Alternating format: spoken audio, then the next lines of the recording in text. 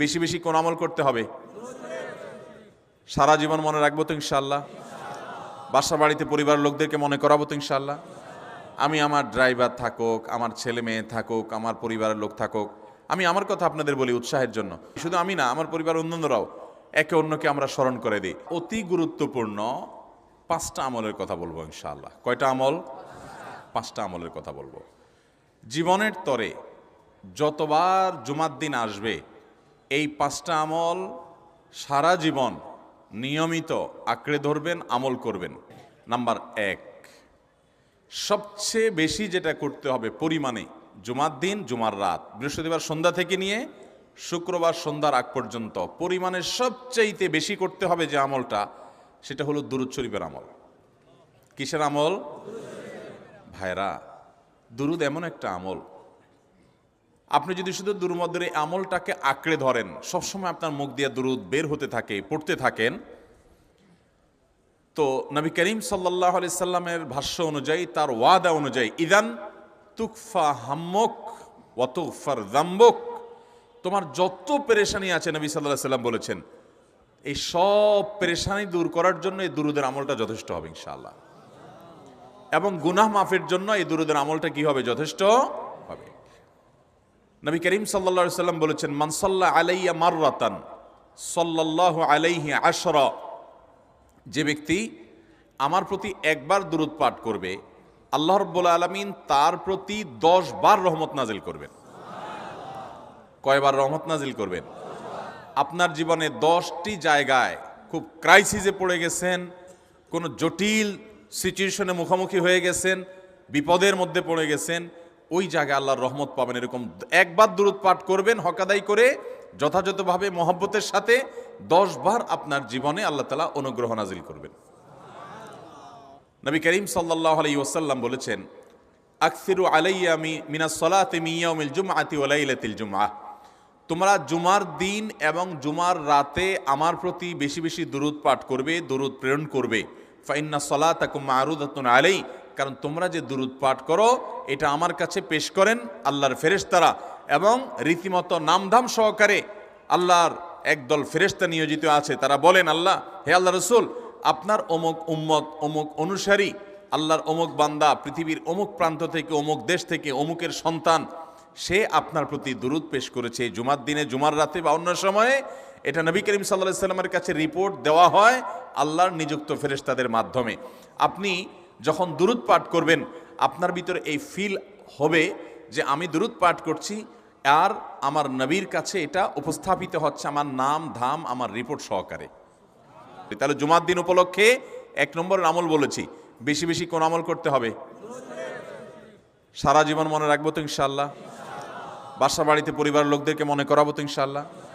আমি আমার ড্রাইভার থাকুক, আমার ছেলে মেয়ে থাকুক, আমার পরিবারের লোক থাকুক, আমি আমার কথা আপনাদের বলি উৎসাহের জন্য, যে জুমার দিন শুরু হয়ে গেলে আমি, শুধু আমি না, আমার পরিবার অন্যান্যরাও একে অন্যকে আমরা স্মরণ করে দিই। কে কে দুরূদ পড়তে কতবার পড়ছো, কেউ পড়ছে কিনা একবারও, সন্ধ্যা হয়ে গেছে, অনেক হয়ে গেছে, সবাই শুরু করি, আমলটা করবো তো ইনশাআল্লাহ।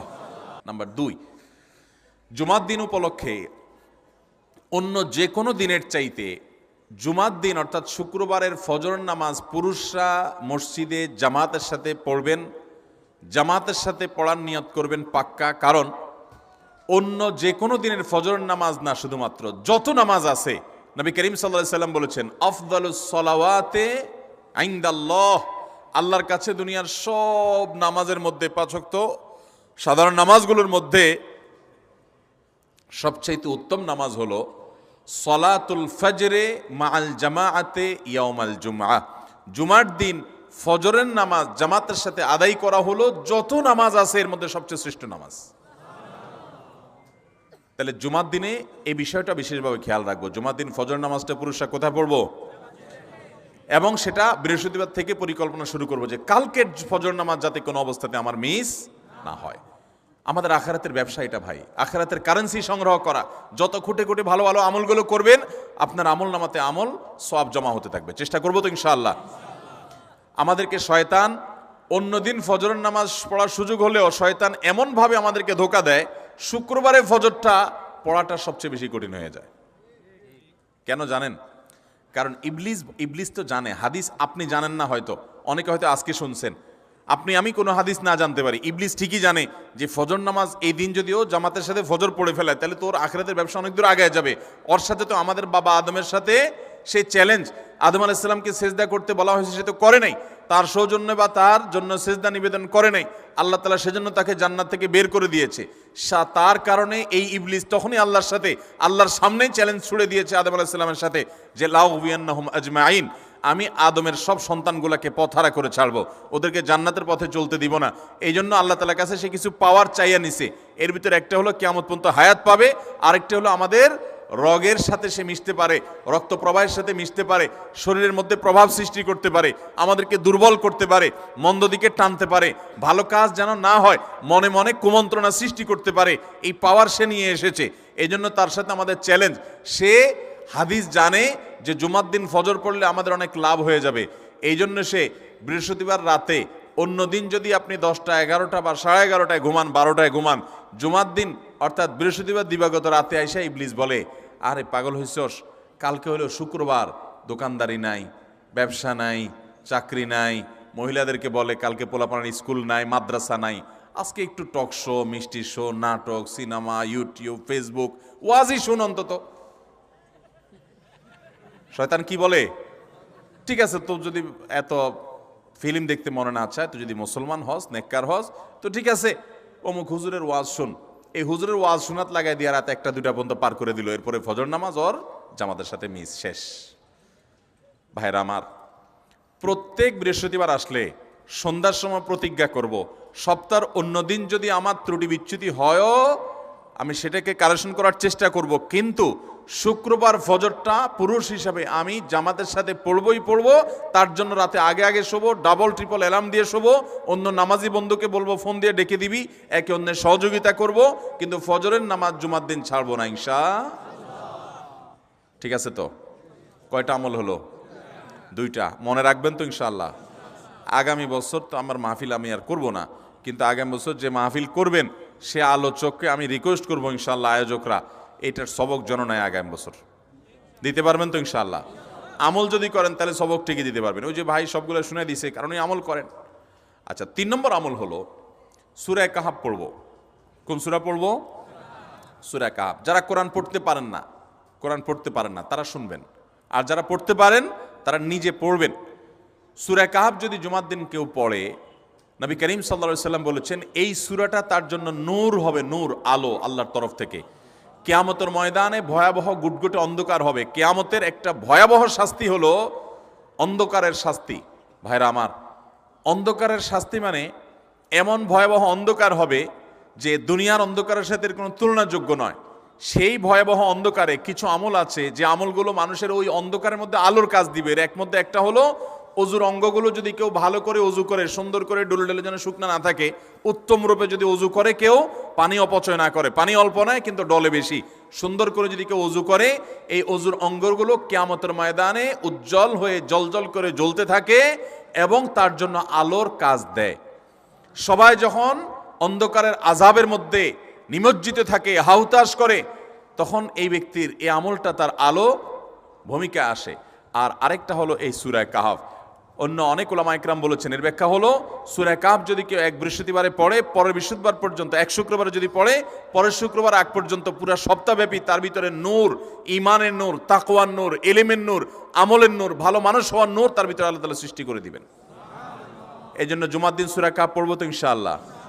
আলহামদুলিল্লাহ। ভাই, আপনাদেরকে যে আমলগুলো করছি এগুলো আমি আমার পরিবার সদস্য, পরিচিত, সহকর্মী, আমি চেষ্টা করি সবাইকে স্মরণ করানোর এবং আমল করার চেষ্টা করি।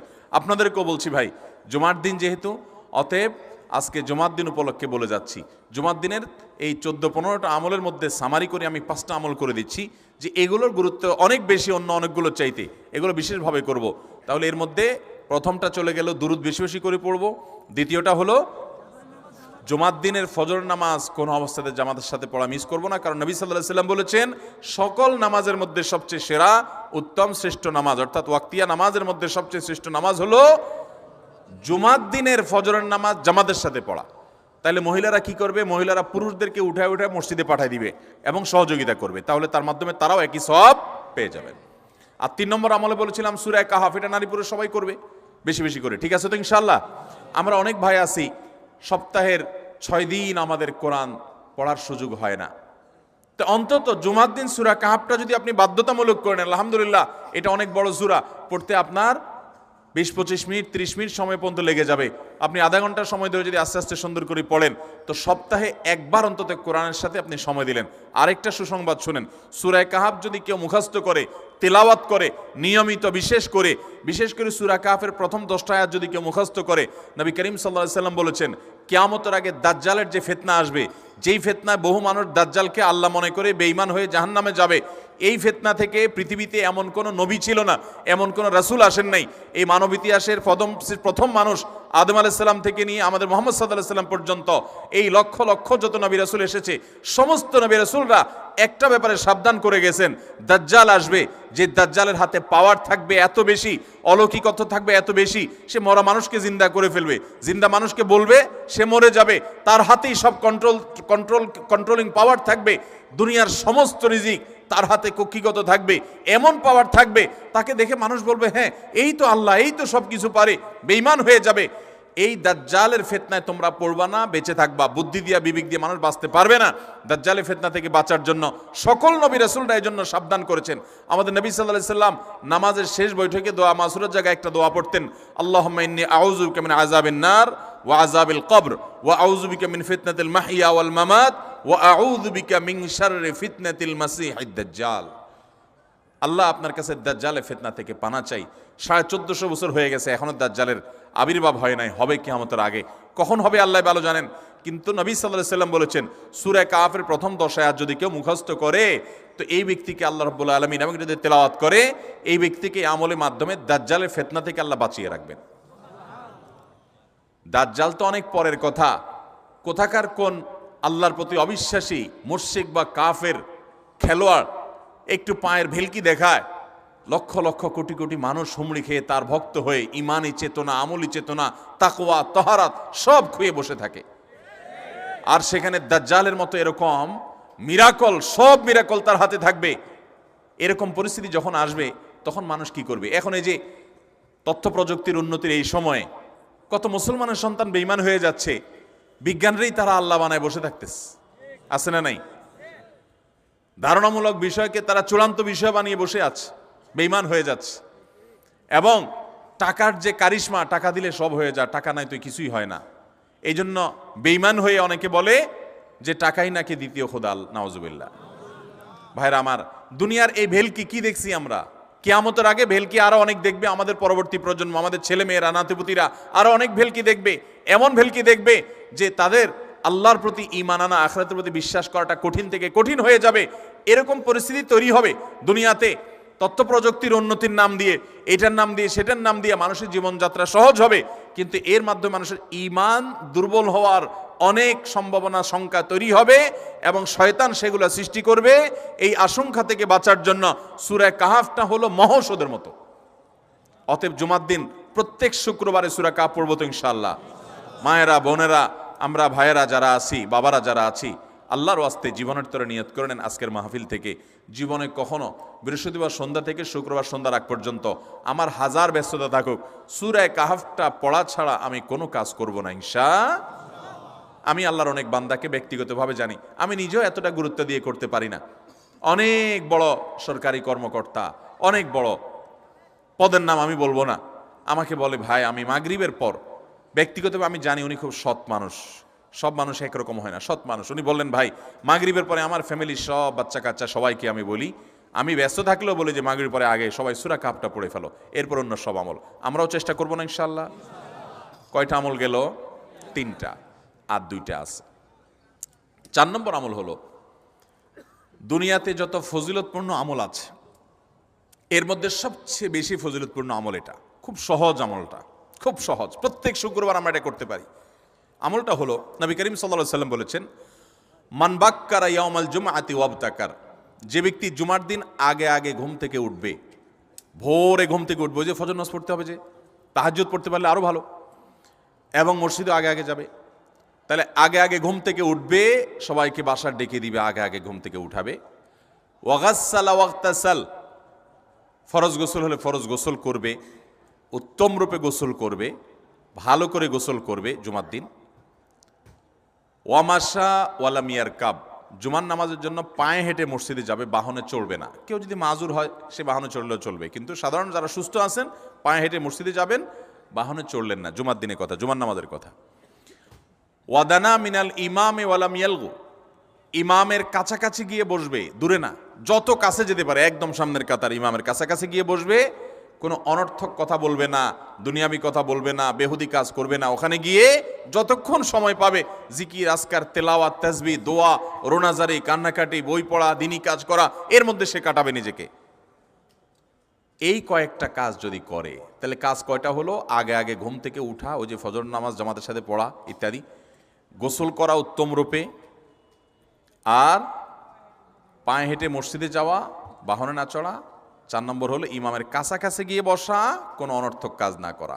এই 4টা কাজ যদি কেউ জুমার দিনে করে, নবী করিম সাল্লাল্লাহু আলাইহি সাল্লাম বলেছেন ওই ব্যক্তি বাসা থেকে মসজিদ পর্যন্ত যে আসলো, যতগুলো পা ফেলবে, যতগুলো স্টেপ ফেলবে, যতগুলো কদম দিবে, প্রতিটা কদমের বিনিময়ে আল্লাহ রাব্বুল আলামিন তার অ্যাকাউন্টে, তার আমল নামাতে 1 বছর রাত জেগে, সারা রাত জেগে তাহাজ্জুদ নামাজ পড়লে এবং 1 বছর সারা দিন, প্রত্যেকটা দিন পুরা বছর জুড়ে নফল রোজা রাখলে যে পরিমাণ সওয়াব পাইতো, 1 বছর নফল রোজা, 1 বছর রাতভর জেগে তাহাজ্জুদের নামাজ পড়ার সওয়াব মাত্র একটা কদম ফেলার বিনিময়ে দিবেন।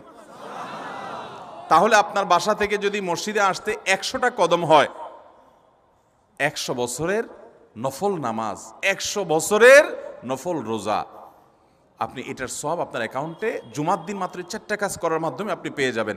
এবং এটি অনেক হাদিস বিশ্লেষকগণ বলেছেন, কোরআন হাদিসে বহু ফজিলতের কথাই বলা আছে। এত বিপুল পরিমাণে, এত অধিক পরিমাণে সওয়াবের কথা যে কারো বাসা থেকে অনেকের আছে যেতে 500 স্টেপ পড়বে। 500 স্টেপ পড়লে কতটুকু হয়? সামান্য একটু জায়গা যেতে 500 কদম হয়ে যায়। অনেকের বাসা থেকে যেতে 500 কদম পড়ে, 300 কদম হয়।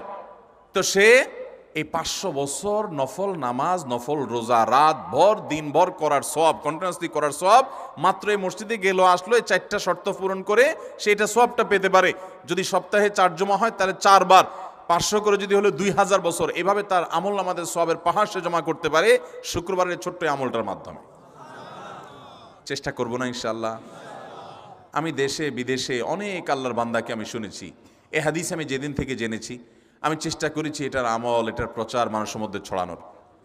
আমি যখন সৌদি আরবে আজ থেকে আর অনেক বছর আগে, তখন কোনো এক বক্তব্যে আমি আমলের কথা বলেছি। আমার অনেক ভাইয়েরা দেশে বিদেশে দেখে বলছেন, ভাই আমলটা শুরু করেছি, আমার কাছে ভালো লাগে, আপনারাও আমলটা করবেন, অন্য আরেকজনকে শিখাবেন এবং দাওয়াত দিবেন। ঠিক আছে তো ইনশাআল্লাহ? তাহলে কয়টা আমল গেল? 4টা। 1 নম্বর গেছে বেশি বেশি দুরূদ পাঠ করা, 2 নম্বর হলো জুমার দিনে ফজর নামাজ জামাতের সাথে পুরুষরা পড়া, 3 নম্বর হলো সূরা কাহাফ পড়া, তেলাওয়াত করা, আর 4 নম্বর হলো এই 4 শর্ত পূরণ করে মসজিদে আগে আগে গিয়ে সুন্দর করে খুতবা শুনে চলে আসা, কোনো কথাবার্তা, খুতবা চলাকালীন সময় কোনো কথাবার্তা, অনর্থক কাজ না করা। 5 নম্বর এবং সর্বশেষ আমল হলো জুমার দিনে একটা সময় আছে দোয়া কবুল হয়। দোয়া কবুলের যে সময়গুলো আছে এর ভিতরে অত্যন্ত ইম্পর্টেন্ট একটা সময় হলো জুমার দিন। শুক্রবারের একটা সময় সম্পর্কে নবী সাল্লাল্লাহু আলাইহি ওয়াসাল্লাম বলেছেন যে একটা সময় আছে শুক্রবারের, এই সময়ে বান্দা কোনো দোয়া করলে আল্লাহ তাআলা ফিরিয়ে দেন না, কবুল করেন। কিন্তু সময়টা যে ঠিক কখন, এটা হাদিসে নবী সাল্লাল্লাহু আলাইহি ওয়াসাল্লাম বলেন নাই, যাতে করে হয়তো আমরা সারা দিনেরই কম বেশি দোয়ার চেষ্টা করি।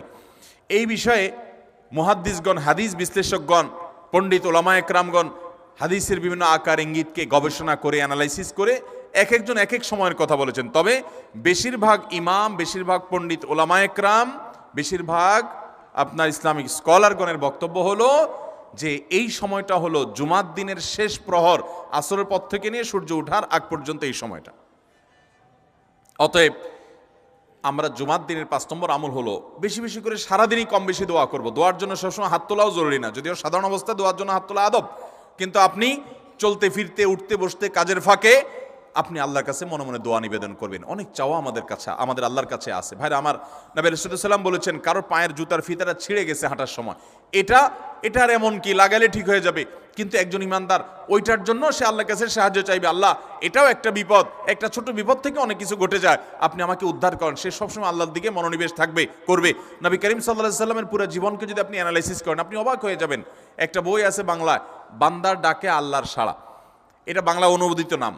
এই বইয়ের লেখক হলেন হিসনুল মুসলিমের যে রচয়িতা উনি শেখ সাঈদ আল গাহতানি রহমতুল্লাহি আলাই। ওনার সোহবতে যাওয়ার, ওনার সান্নিধ্যে থাকার, একাধিকবার খুব কাছাকাছি বসার সুযোগ আমার হয়েছে।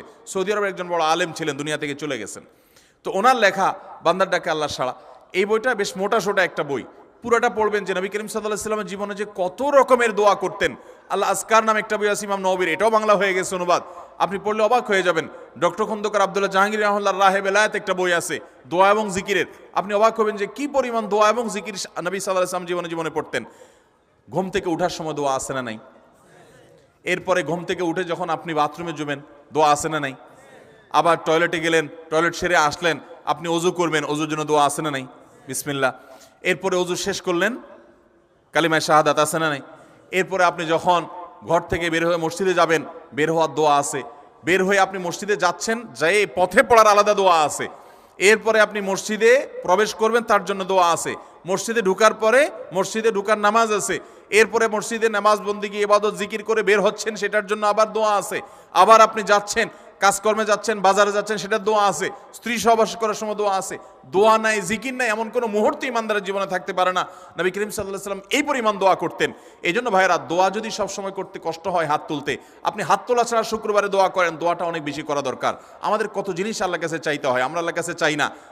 পেটে অসুখ হয়েছে, আমরা ডাক্তারের কথা মাথায় আগে আসে, আপনি ওষুধ খান, ওষুধ খাওয়া সুন্নত, কিন্তু ইমানদার সব কিছুর আগে আল্লাহর কথা স্মরণ করবে এবং আল্লাহর কাছে বলবে আল্লাহ আপনি সহজ করে দেন।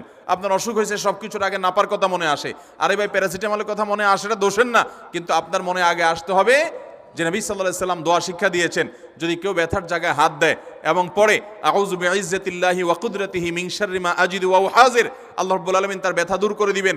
এক সাহাবী এই হাদিসের উপর আমল করে তৎক্ষণাৎ তার ব্যথা দূর করেছেন। শুধু ইয়াকিনের অভাব, শুধু বিশ্বাসের অভাব, ঈমানের অভাব। তাহলে আমাদের আল্লাহর দিকে মনোনিবেশ করতে হবে দোয়ার জন্য বেশি বেশি। তাহলে শুক্রবারে ৫ নম্বর আমল হলো বেশি বেশি কি করবো ইনশাআল্লাহ? দোয়া। বেশি বেশি দোয়া করবেন, উঠতে বসতে চলতে ফিরতে। বিশেষভাবে সূর্য ডুবার আগের যে সময়টা শুক্রবার, অর্থাৎ দিনের শেষ সময়টা, বিশেষভাবে আল্লাহ তাআলার কাছে দোয়া করব। ঠিক আছে তো ইনশাআল্লাহ? কয়টা আমল বললাম? 5টা আমল।